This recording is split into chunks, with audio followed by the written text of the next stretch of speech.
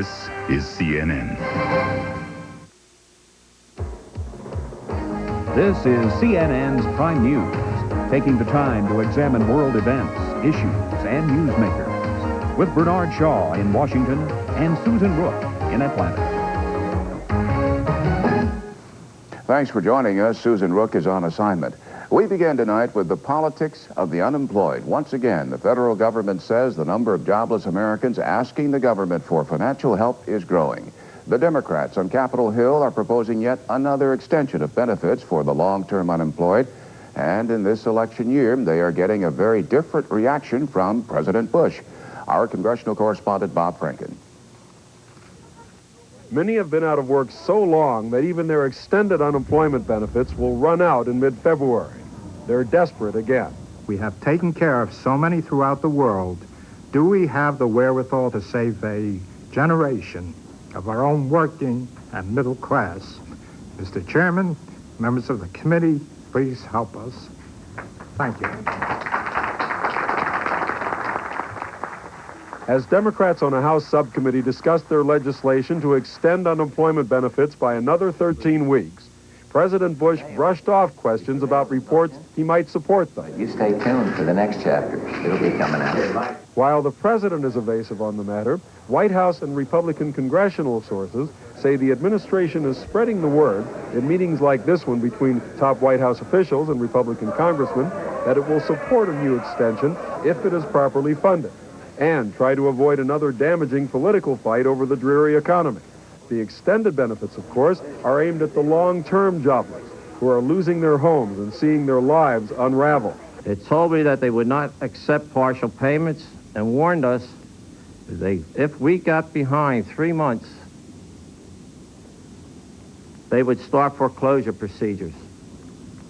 We are now 2.5 months behind. We are going to extend benefits before the 15th of February, come hell or high water here. Democrats in Congress are once again trying to take the political initiative.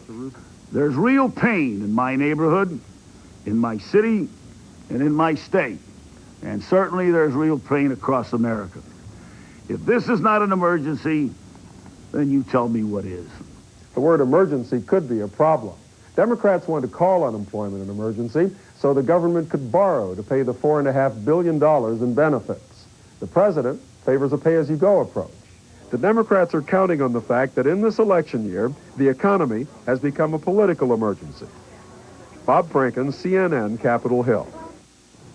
At least 2 million low-income families with children are missing out on a special tax credit worth up to $2,020 a year.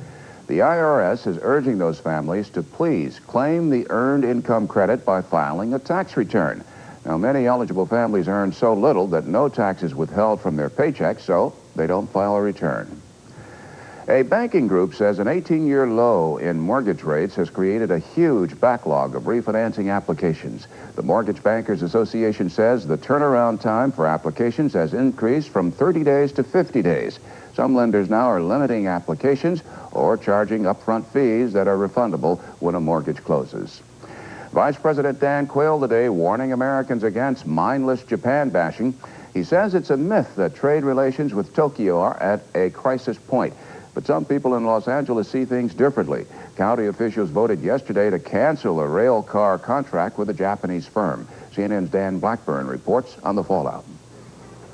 Some Japanese Americans saw the vote as a direct result of Japan bashing and political demagoguery that brought back memories of World War II. I was 15 years old when they put me in a camp. My father and mother lost everything.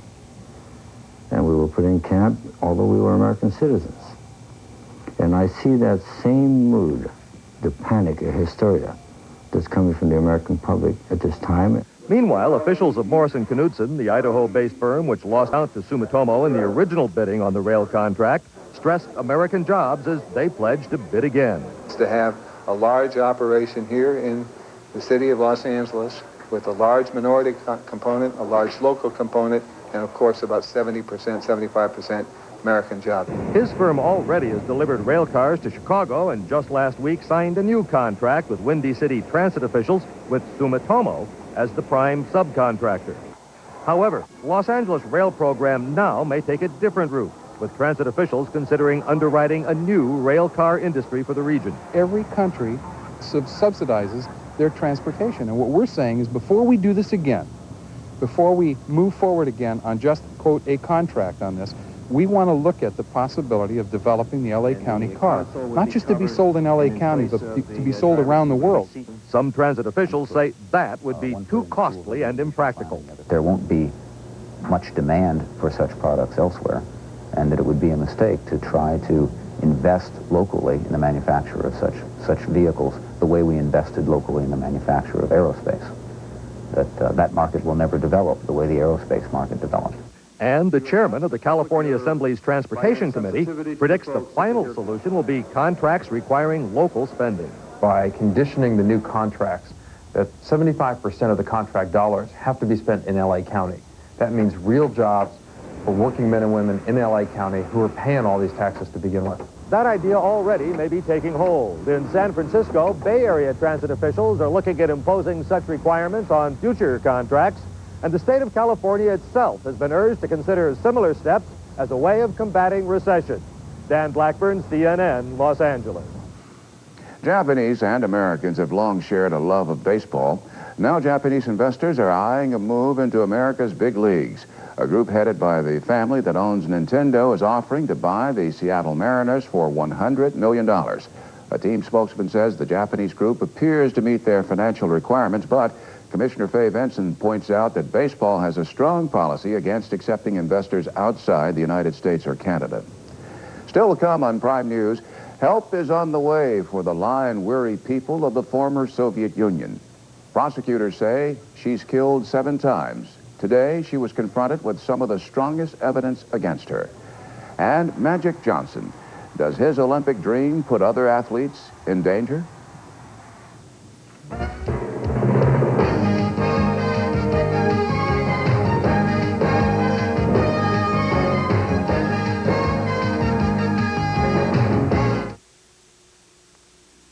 Prime News is brought to you by Howard Johnson. When the sun goes down, America turns to orange.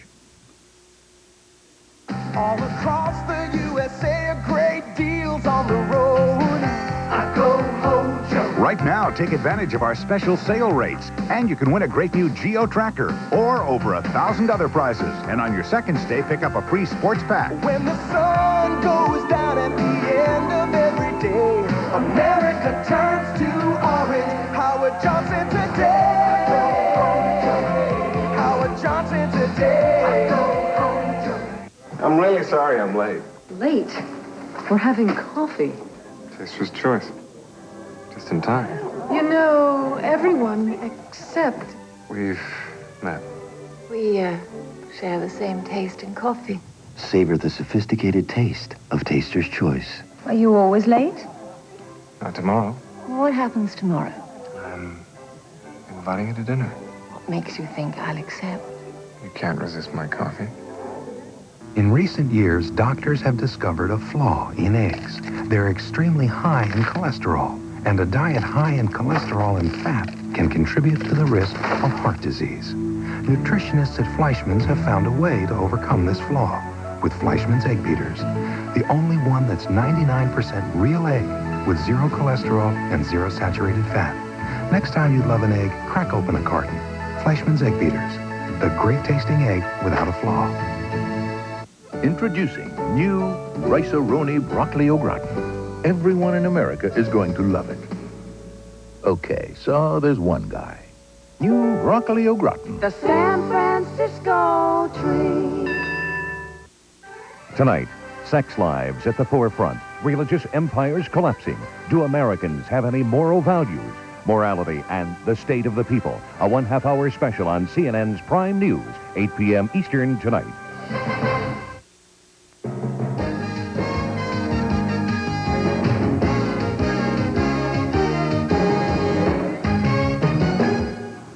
The International Conference on AIDS of the former Soviet Union ends with a global action plan of assistance. But our CNN World Affairs correspondent Ralph Begleiter reports the effort is just beginning and still falls short of what may be needed. The invasion of the former Soviet Union begins next month. An armada of huge U.S. military aircraft will fly into former Soviet airspace, not with military intentions, but carrying food, medicine, and hospital supplies, most of it leftovers from Operation Desert Storm. Altogether 54 sorties from bases in Germany and Italy, and perhaps even from Asia, delivering humanitarian aid to all 12 newly independent former Soviet republics. Not all of the aid will come from the U.S. Other nations among the 47 which attended the International Aid Conference in Washington plan to contribute to the airlift. And the Western NATO alliance may be asked to organize future airlifts and ground deliveries to help the former Soviet people. Now the same NATO is offering its assistance to the peoples of the former Soviet Union. Nothing could better symbolize the end of the Cold War. To be sure the supplies reach their destinations, orphanages, hospitals, and homes for the elderly, Western escorts will accompany each delivery all the way. Next month's airlift is supposed to conjure up memories of the rescue effort for Berlin when the Soviets sealed it off.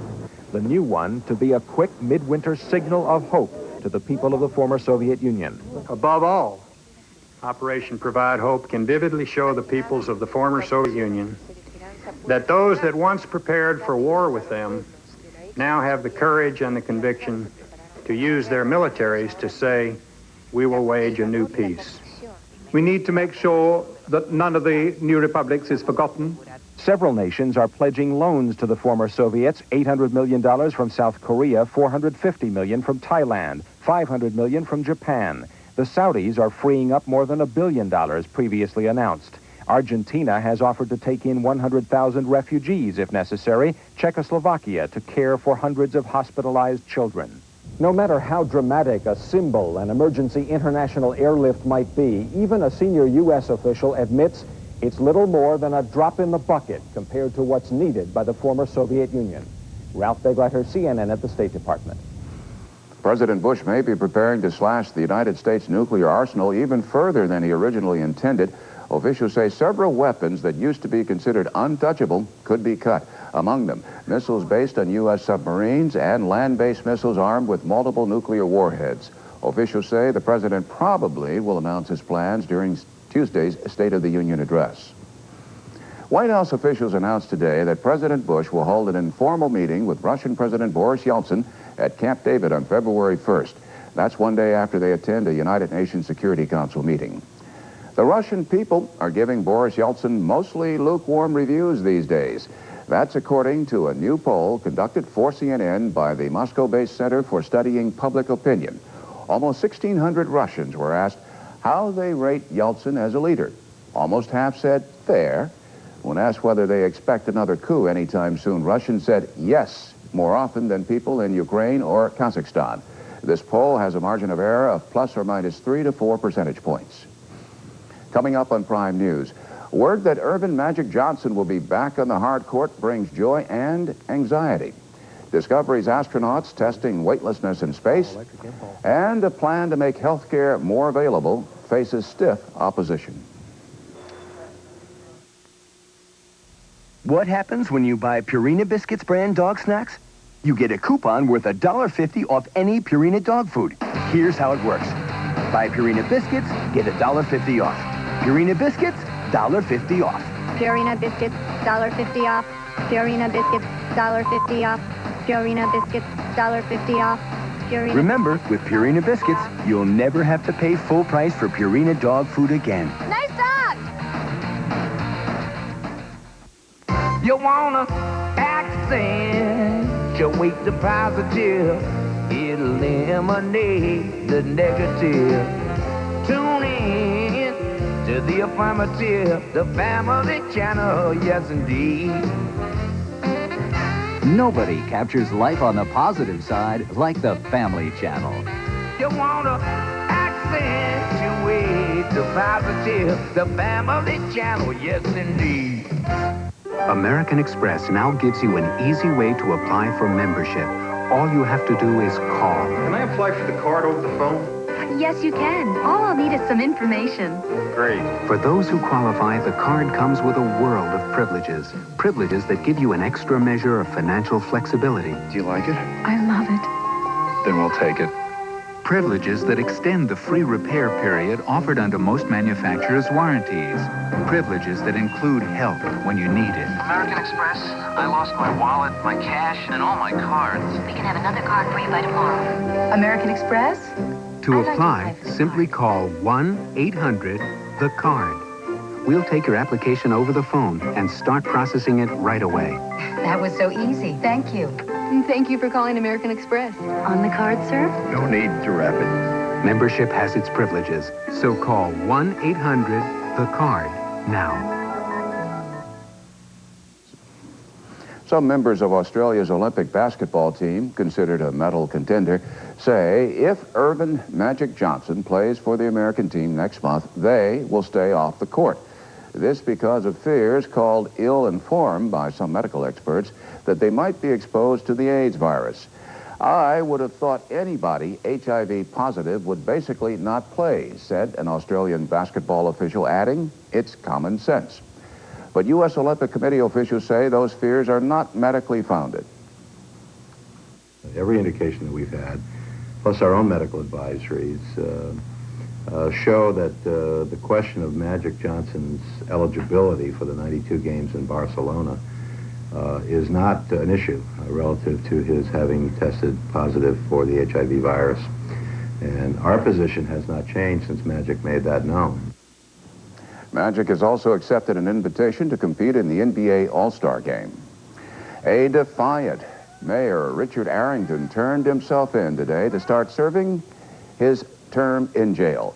The Birmingham, Alabama mayor will spend all this weekend behind bars for the next 18 months unless he hands over his personal appointment records to a federal grand jury.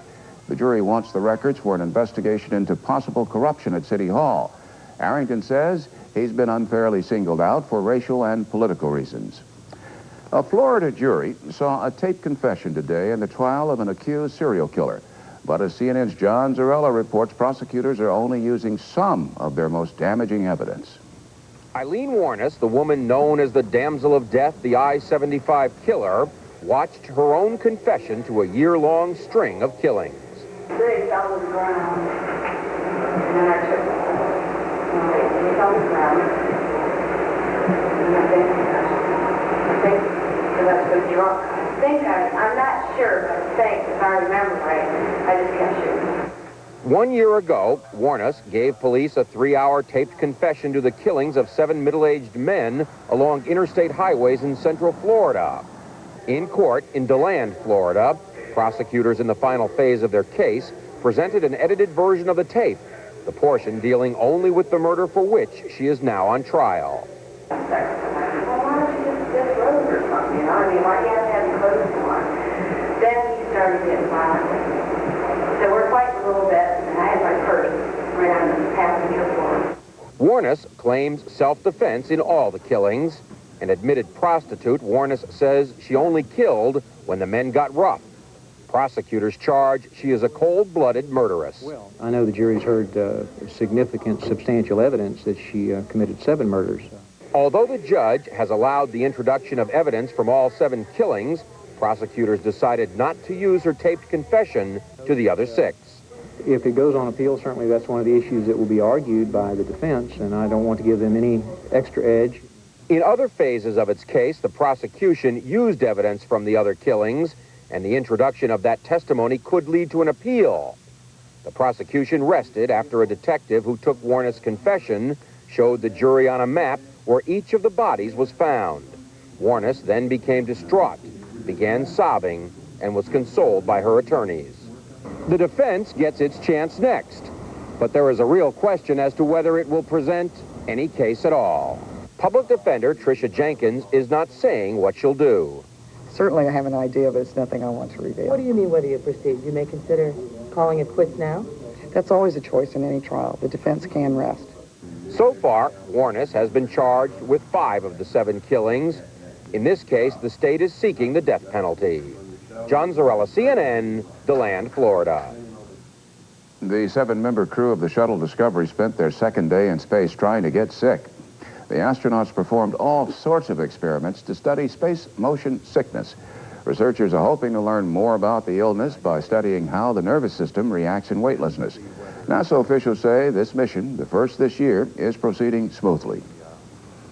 Mumps and rubella could be relegated to medical textbooks by the next decade. An international task force today described the childhood illnesses as good candidates for eradication. The group says both diseases can be wiped out within 10 years with worldwide use of a special vaccine. Beds in some veterans' hospitals will soon be open to non-veterans. Some argue it's a great way to make use of the veterans' facilities, but others fear it will cut into the health care veterans receive. Our medical correspondent, Jeff Levine, has the story. Some 6 million veterans get medical care from the VA, but the Bush administration feels there's room for some civilians. I think the bottom line is that we have found a way to increase the health care services provided to both veterans and non-veterans in rural and medically underserved areas. The Department of Veterans Affairs and the Department of Health and Human Services are undertaking a 3-year pilot program. It covers 2 VA hospitals, one in Tuskegee, Alabama, and the other in Salem, Virginia. In Tuskegee, about 30 empty hospital beds will be made available to non-vets. In Salem, vets will be able to get covered treatment in community clinics instead of having to drive long distances to the VA facility. Proponents say there is much to gain from this efficient approach and nothing to lose. In each case, though, all of this will be done without diminishing in any way the service to eligible veterans. I have to stress that point again and again. How dare they give help to those who have not done anything for their country? But tell that to the thousands of angry veterans of foreign wars who wrote letters opposing the pilot effort. I have never seen an issue that has touched veterans and angered veterans like this one has. The only thing that even came close since I have been around was the flag burning issue several years ago. The complaint is that the VA can't handle the current needs of veterans and that it doesn't have the resources to take a new tack. Paralyzed vets say they're also wary. They rely heavily on the VA healthcare system. And as soon as you start talking about eligibility reform or bringing in non-veterans into that healthcare service, I think you have a good reason to be concerned. Derwinski says that the blasts from veterans were anticipated and that they will ultimately benefit. That is perfectly predictable, perfectly normal for veteran organizations to be opposed to this project. We have advised them that they will be part of the monitoring process. Objections or not, Secretary Sullivan says he's confident the government will want to expand its civilian beachhead at the VA if it proves as efficient as he hopes. Jeff Levine, CNN, Washington. News for Medicine is brought to you by Bristol-Myers Squibb Company, makers of new day-night contracts. Finally, day and night cold medicines together in one package.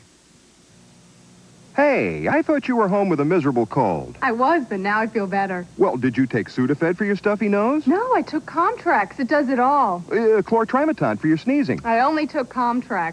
Regular Tylenol for your aches and pains? Benylin DM for your cough. All I took was Comtrax. She'd have had to take each of these just to get all the relief that's in 2 Comtrax. Comtrax does it all. Also, look for new non-drowsy Comtrax. Tonight, new information on the Cuban Missile Crisis from former Defense Secretary Robert McNamara. Plus, has the William Kennedy Smith trial hurt rape victims? Hear about it tonight on Larry King Live, 9 Eastern on CNN. Car and Driver magazine declared its road manners are in the import vein, but comfort is better. And if you're wondering what else they had to say about the new Oldsmobile 88 Royale, call 1-800-332-OLDS. We'll send you their complete test drive evaluation on videocassette, free. Because when Car and Driver says the new 88 has hit the elusive style mark, it deserves more of your time than we can give it here. Oldsmobile, the power of intelligent engineering. In the early 90s, the real estate business changed. I've got your financing seminar, 2 closings, and a showing. Busy day. busy morning. Professionals took control, trained to use the latest marketing tools, responsive to the real human issues. He's not moving, but we've got a meeting set for tomorrow. And one organization is setting the pace. Better Homes and Gardens Real Estate. Join us. Call 1-800-ADVANCE. At least one person has been killed in the heaviest snowstorm to hit southern France in years, up to 4 feet in some places. Hundreds of motorists and air travelers were stranded, and electricity went out for tens of thousands of people. Now, for the latest weather, let's go to Karen Maginnis in Atlanta. Karen? Thanks, Bernie. And we are looking at both east and west coast where some powerful winds have roared through. Also, the snowfall is hampering some traveling conditions across northern sections of Maine and into New England area. The reason is we have an area of low pressure just developing off the Delmarva Peninsula. Another one which is associated with a Clipper-type storm, which is moving across the Great Lakes. So some whiteout conditions exist, in particular along Highway 28 between Munsing and Newberry in Michigan. You may experience some very slow driving conditions there because of those gusty winds and the whiteout conditions. Now in the Pacific Northwest, this is going to be a fairly powerful storm system. As a matter of fact, already at Forks, Washington, 5.5 inches of rainfall reported there, and along the coastal areas between 40-mile-an-hour winds with occasional gusts up to 80 miles per hour. So here's a forecast map, and along the eastern seaboard, once that frontal system moves through, behind it, cooler weather, still a little bit breezy, and the eastern Great Lakes pick up the snowfall. So will northern New England, where it's already snowing at Caribou, Maine. Chicago's picking up some snowfall. It's going to be colder there. Temperatures only in the teens. Watch out for the temperature inversion once again, keeping the fog in the lower levels of the atmosphere. Salt Lake City visibility near 0 at times. What about daytime high temperatures? Denver, close to 55 degrees and rather windy. In Los Angeles, 78 degrees. And if you're traveling to Seattle, watch out for the rain. CNN's Prime News continues now with Bernie. Thank you very much, Karen. It's been about 11,000 years since mastodons roamed North America. One of the animals was roaming around what is now Saline, Michigan. A furniture store owner was digging a pond, but he dug up mastodon bones instead. A paleontologist says the remains include a pelvic bone, 2 sets of vertebrae, and a complete jawbone. Scientists believe mastodons were the giant ancestors of modern-day elephants. They vanished at the end of the last ice age. Coming up, a special segment of Prime News called The State of the People. Tonight's topic, morals. All across the USA, great deals on the road. I go Hojo. Right now, take advantage of our special sale rates, and you can win a great new Geo tractor or over 1,000 other prizes. And on your second stay, pick up a free sports pack. When the sun goes down at the end of every day, America turns to orange. Howard Johnson today. Howard Johnson today. I try to ignore my sensitive teeth, but hot and cold foods hurt. Don't ignore your sensitive teeth. They can be more serious than you think. Pain from one sensitive tooth can start the domino effect, make you stop brushing, lead to gingivitis, periodontal disease, even tooth loss. Dentists recommend Sensodyne most for sensitive teeth. My dentist was right. Now my teeth don't feel sensitive. Don't ignore sensitive teeth. Sensodyne helps stop the pain and the domino effect.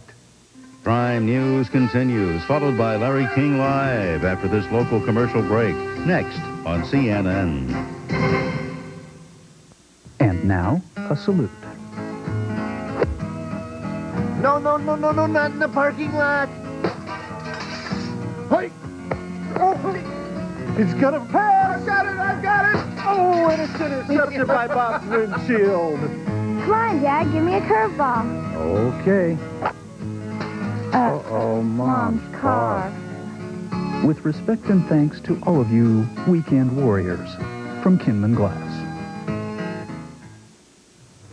Iowa Public Television is the place to look for college wrestling. This week, 2 big meets. Sunday afternoon at 4:30, Michigan tangles with Lehigh. And then at a special broadcast time, Tuesday night at 8, the nation's best wrestlers square off in the National Wrestling Coaches Association All-Star Meet. This is Doug Brown, inviting you to join Tim Johnson and me for all the excitement of college wrestling. Michigan and Lehigh, Sunday afternoon at 4:30, and the All-Star Meet Tuesday night at 8. Only on statewide Iowa Public Television, a resource for Iowa's future. This is CNN.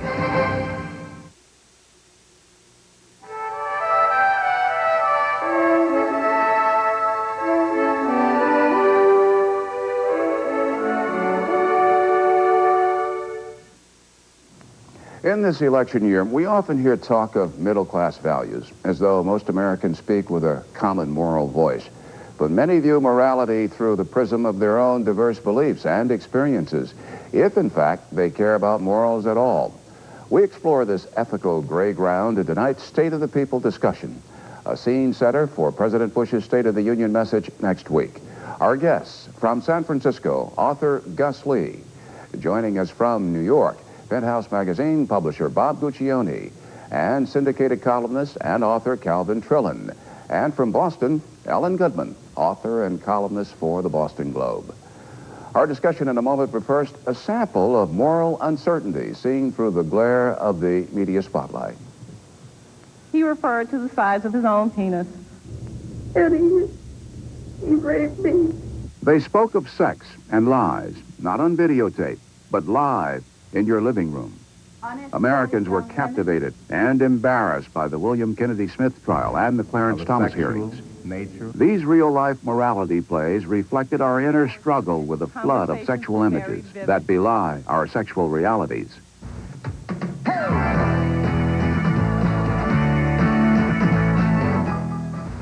Because of the HIV virus that I have attained, I will have to retire from the Lakers. His statement shocked the world. And yet, in most quarters, Magic Johnson quickly was hailed as a hero. But later, he was confronted with ethical questions about promiscuity and AIDS, safe sex, and abstinence. The country is grappling with those issues, and many wonder where to turn for moral guidance. I have sinned against you, my Lord. Evangelist Jimmy Swaggart gave in to temptation, and down came his spiritual empire. So too, Jim Bakker. Their downfall seemed a devastating blow to a modern-day religious crusade. And yet, recent studies suggest more Americans are turning to prayer and religion. Perhaps they seek a clearer moral vision at a time when the lines between life, love, sex, and death often seem hopelessly blurred. Going to our distinguished guests now. First to Alan Goodman of the Boston Globe. Alan, and this question I'll put to each of our panelists. Can a nation as populous, as large as the United States of America, have a lockstep morality? Should it? No. I mean, I don't think can, or it certainly can't. I was very struck by all the clips you used, because the notion of morality that comes through those clips is is the notion of personal morality, that morals are something that we have in our personal lives as opposed to, say, our economic lives or social lives, but all the ones that you described fell into the sex, drugs, and rock and roll category, if you will. And I think those things are issues that people are grappling with, relationships, if you will, how men and women are towards each other. It's a moral picture that's much wider than questions of infidelity or 10 commandments, but have to do with how we relate to each other. I quite agree with you, and the conversation tonight will be expanded to cover those parameters. Bob Guccione. I think that the United States is the most morally conscious nation on earth. We have more churches, more religious denominations per capita than anywhere else on earth. And there's a tendency here, especially in the U.S., to encourage the fusion of church and state. And that really creates highly moral laws, that is to say, morality which becomes law as a result of that. And I think that's where we go wrong, because morality should be something not necessarily always cultural or not necessarily legally based, but something that we have within ourselves. It should be a self-administered kind of rule of thumb or kind of law. It should be a subjective thing. I mean, there's all kinds of immorality. It's the immorality of the way teachers and firemen and cops are being paid. There's immorality in a hungry child. There's immorality in the proliferation of drugs and our government's inability to deal with it. That, to me, is horrendously immoral. Corruption in government. What could be more immoral than to have a corrupt government? I think sexual morality is something very, very personal, should not be included in this this kind of discussion where we relate state and church, the morality of state and church. I think censorship is terribly immoral, and we all suffer from that whether we realize it or not. Censorship is being practiced all the time. The defense budget, what could be more immoral in this nation at this time than a defense budget that's been cut by 5%? Now that our enemy is gone, we only have a 5% cut in our defense budget. Let me ask you to pause there, Bob, so we can check in with our other two guests. Calvin Trillin.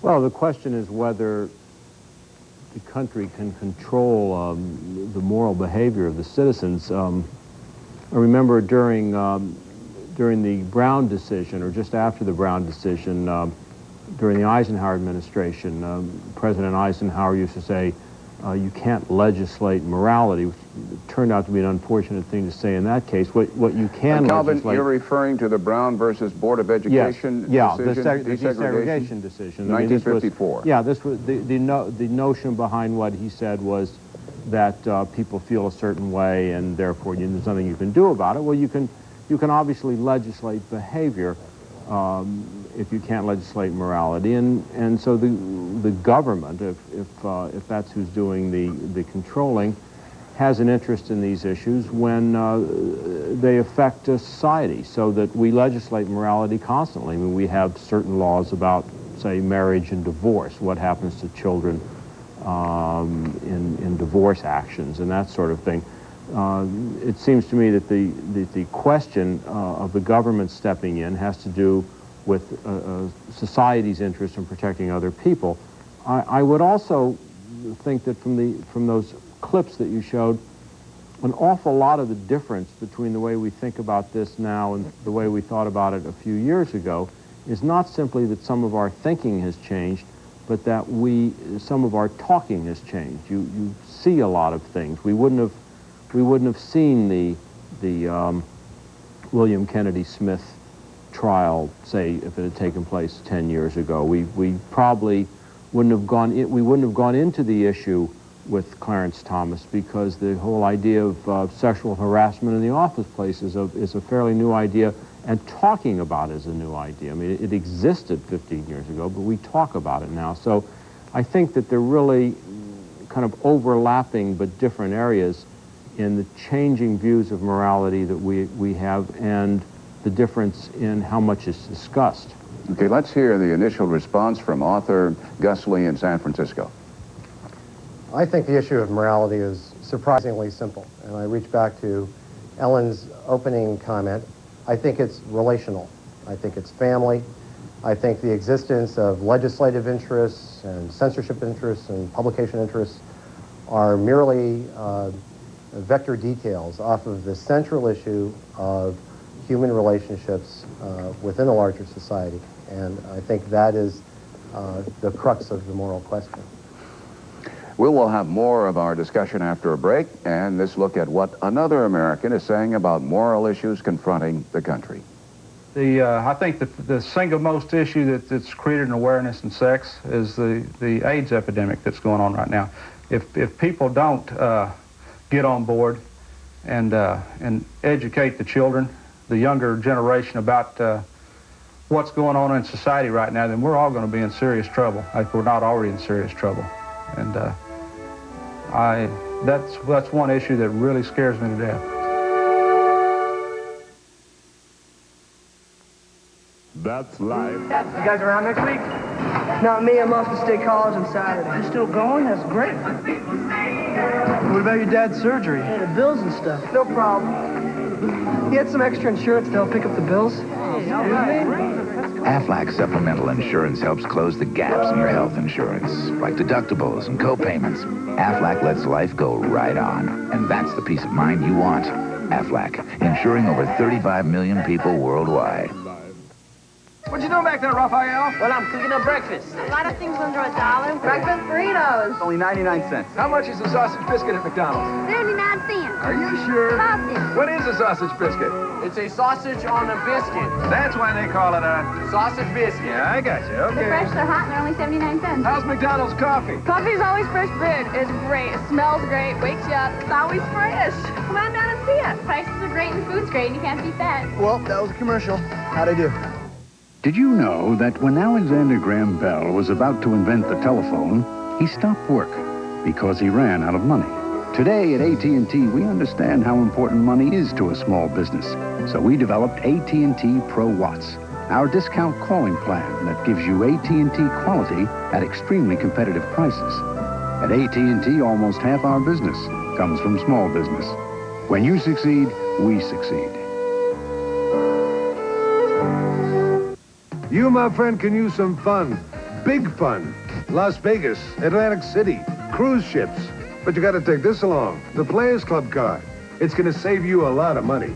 25 to 50% off fabulous resort hotels, 25% off meals and drinks, up to 50% off shows and entertainment. Come on. Call Players Club for much more information free. You're too smart to pay full price. New members get 2 free nights in Las Vegas or Atlantic City when the club books their flights. Call toll-free now.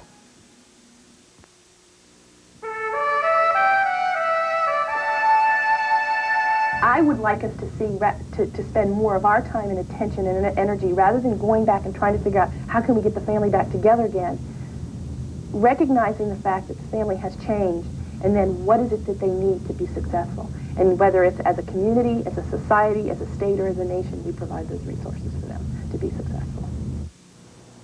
Just reflecting on some of the things we heard our panelists say before the commercial break, Alan Goodman concerned that this conversation not be isolated solely on sexually related matters, but that we expand the morality. Bob Guccione talking about the immorality of starving children, for example, and Calvin Trillin making the point that this morality issue has changed greatly, and our guest Gus Lee out in Los Angeles saying, or rather San Francisco, pointing out that morality, in his view, is relational.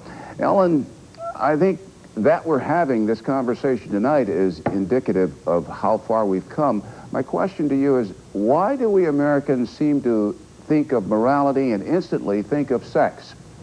That sounds like a Rorschach test, not a question that I can answer too clearly. I want to put that question to each of the other guests, too, so don't feel put on the spot.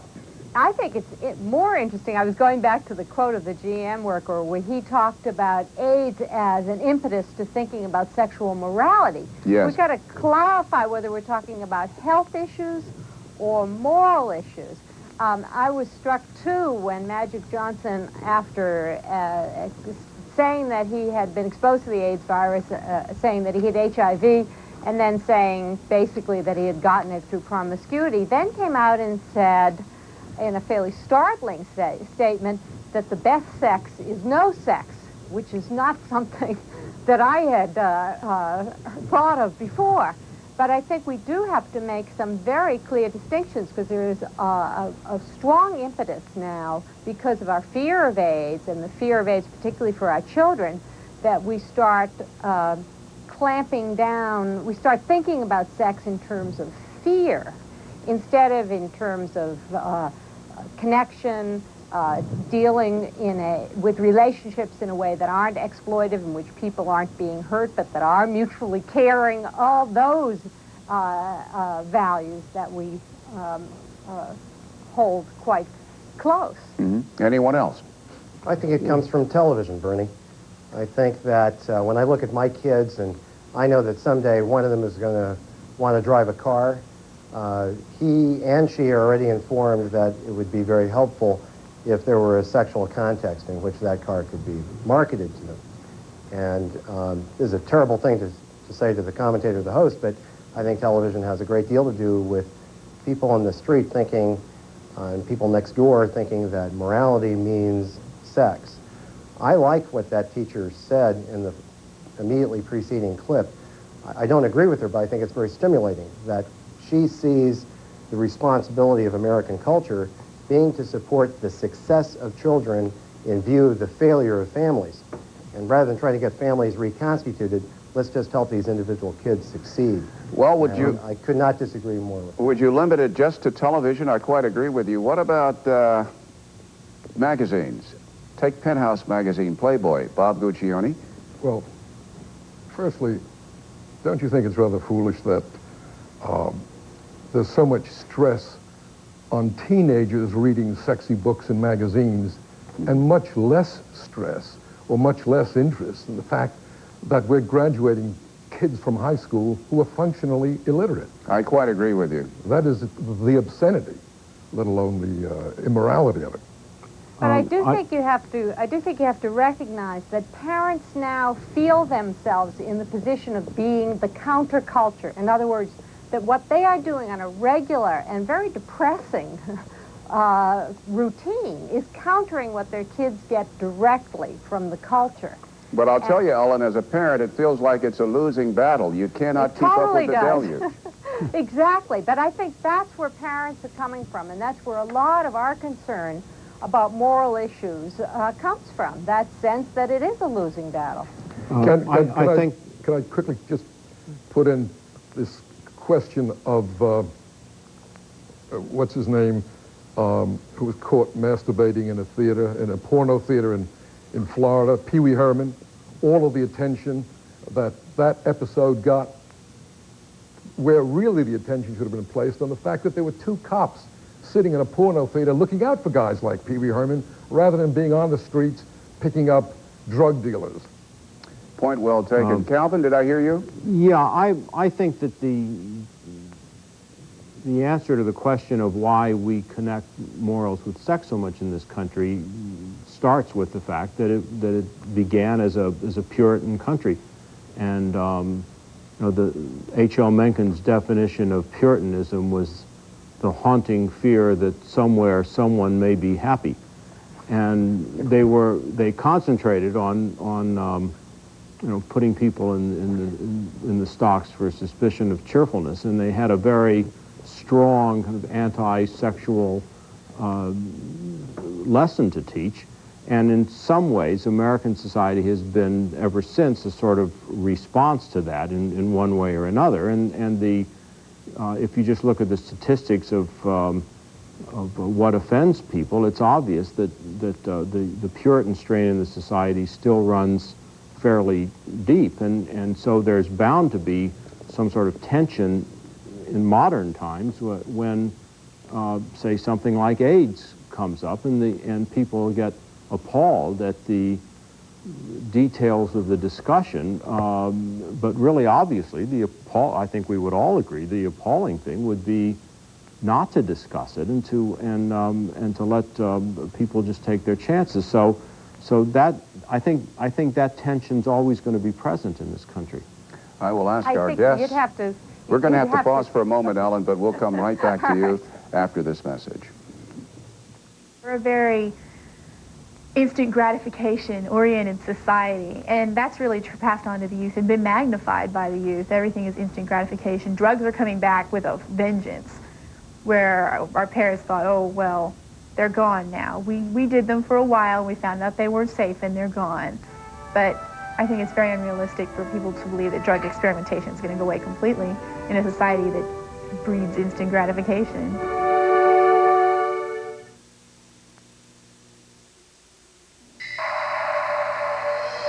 In the early 90s, the real estate business changed.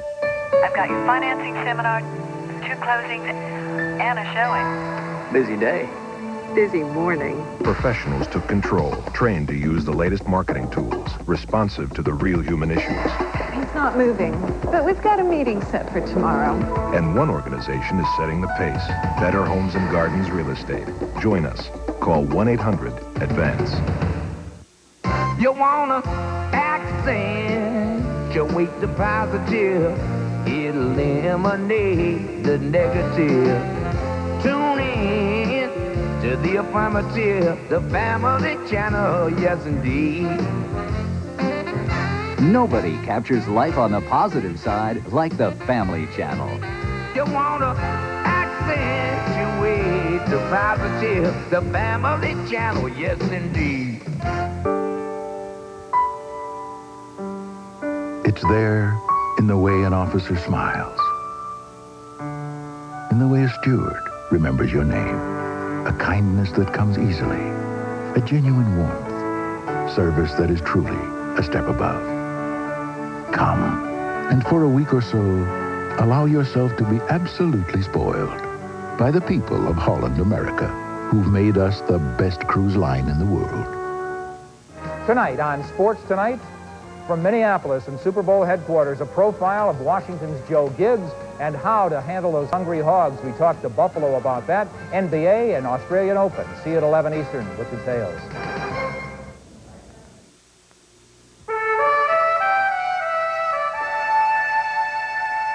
In certain aspects, yes, there has been a lapse in morality in America. It's like people are out after what they can get for themselves. There's a lack of consideration for others in this country, and it's becoming more and more evident. There's a selfishness that people are just, you know, I got mine and go get your own, you know. A question to our panelists. I would direct it to you, Ellen Goodman. Why are we not outraged by the immorality of the S&L scandal and the billions and billions and billions of dollars it will cost the American taxpayer? Because we don't get it, in part. I mean, I think Americans tend to frame a lot of issues in moral terms that other countries frame in, say, economic terms. There are economic issues that we are also morally outraged about, and I can say two of them that average Americans regard as moral outrages. And one of them is the bonuses of CEOs of failing companies. That one, we see everybody going off the charts. And the other one that is currently extremely popular is moral outrage at welfare. And those two economic targets, I'm not describing now which one I think is a fair outrage, but those two economic targets are right now in for a great deal of moral judgment. Tonight on this special, The Clock is Our Enemy, I will go first to Bob Guccione and say, what would you say to your fellow Americans? What would you advise them about this whole issue of morality? Are we really that bad? I think we are. I think morality is, or immorality is rife in this country. When you think that in this, the most progressive and richest, strongest nation on earth, minorities have to continue to fight for equality, indicates to me that this is a heinous example of immorality at the highest levels of government. Calvin Trillin. Well, I think Ellen made a good point. I think one of the things that has happened with, say, the issue of executive salaries is that it's now suddenly, partly because of the drama of the Japanese trip, been framed as a moral issue rather than as an economic issue. And in many ways, moral issues, dramatic moral issues, are much easier for people to grasp and much easier for people to get excited about. So in some ways, that's a good thing. And quickly, to San Francisco and author Gus Lee.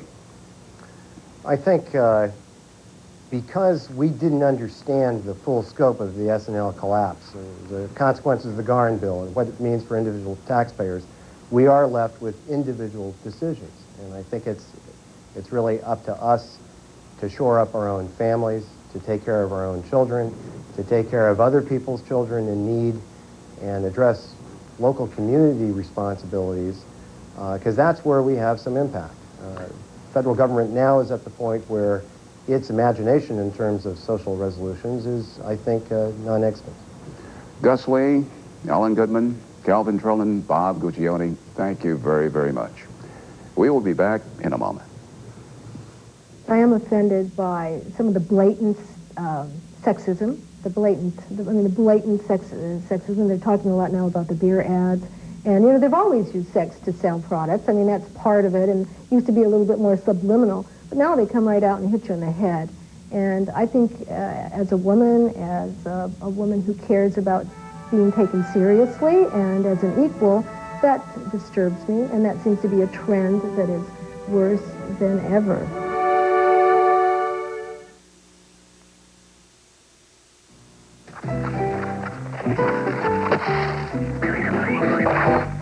I never realized the world was so full of hazards. That's why there's a company like MetLife. because sometimes things do get out of control. Hey! That's why over 45 million people look to Met to be there when things go wrong. That's why you should get Met. It pays.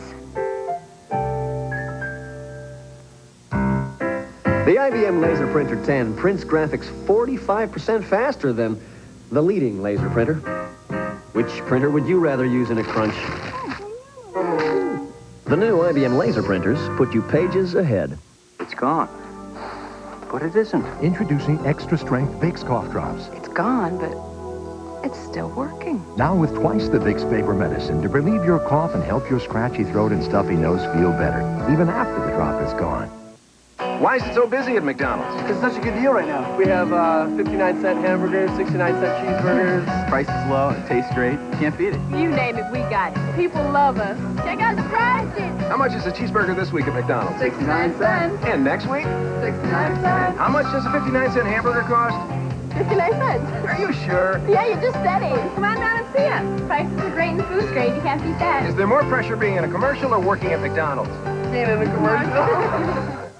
On CNN tomorrow, were the acts of Jeffrey Dahmer committed by an evil man or an insane one? On Cryer and Company. Then on NewsHour, the female condom. Are men avoiding the birth control burden? All tomorrow on CNN.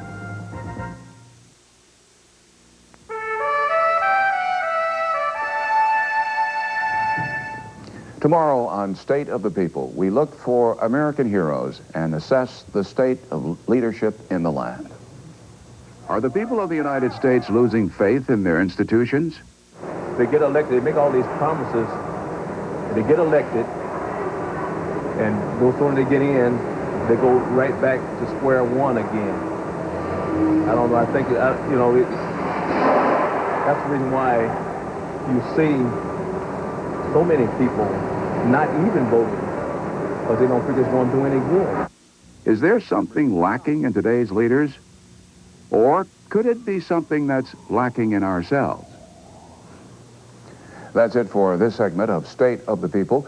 In this edition, also of Prime News. I'm Bernard Shaw in Washington. Now here's Larry King with a preview of what's coming up next on CNN. Thanks, Bernie. On Larry King Live, former Secretary of Defense Robert McNamara is with us. We're going to go back 30 years and look at missiles in Cuba. We'll also meet a young lady who was raped, came forward about it. Another lady won a Pulitzer Prize because of it. We'll also meet a lady who's written a book, a stormy one about Miami. All ahead on Larry King Live next.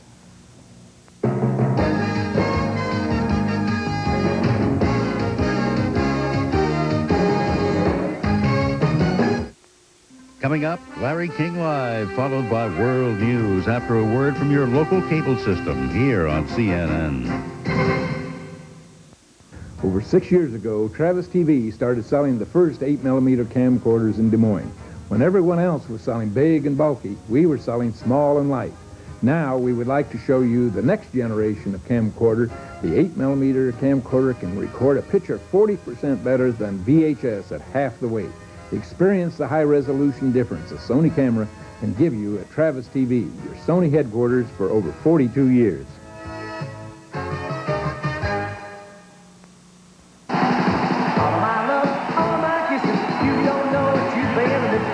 Direct from Broadway and the heart of rock and roll comes Buddy, the Buddy Holly story, the sensational hit musical that's raising the roof in London, Australia, and now in theaters across America. The star that had 'em cheering, the songs that had 'em bopping, the story that went down in history. Come down for the wildest night out since 1959. Live at the Des Moines Civic Center for 3 performances only, February 4th through 6th. Call and charge your tickets today. In 1957, America was on the move, searching for success, for the American dream, for a great-tasting cheeseburger. And we found it at Country Kitchen. Oh, baby, not the hair. A lot has changed since then. Come in for our winter